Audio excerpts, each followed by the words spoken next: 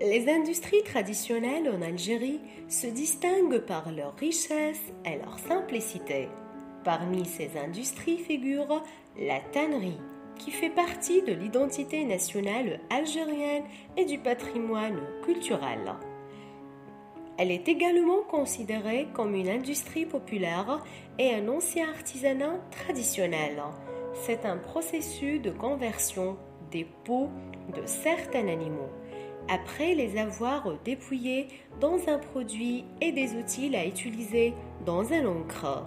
Les outils de la tannerie sont très simples car sont d'abord du cuir, l'eau, de la poudre, de l'arbre emprunté, du sel ainsi que jus de la plante de 10 arbres et un certain nombre de grands pots en céramique.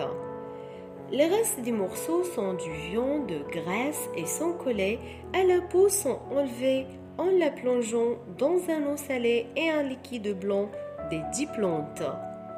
Après quelques jours, les peaux sont transférées dans un eau et une substance qui est apportée autour de Wadi Dahan de la région d'Assitan et à l'Orbia.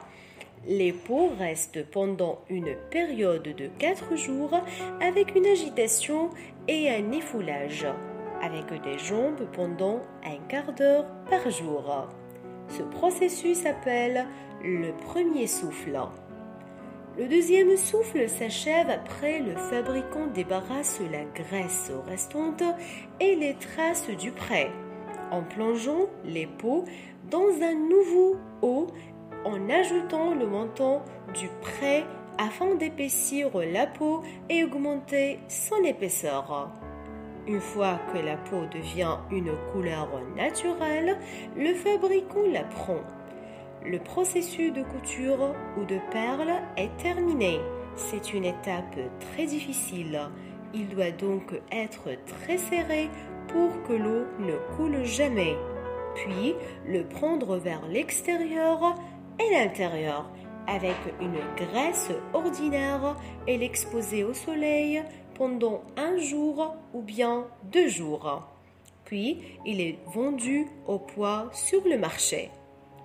Cet artisanat est devenu célèbre au XXe siècle dans les pays développés. Il est devenu une partie très importante des revenus économiques. Après, il a été tributaire du cuir artificiel. De nombreuses usines spécialisées ont été ouvertes pour cette industrie.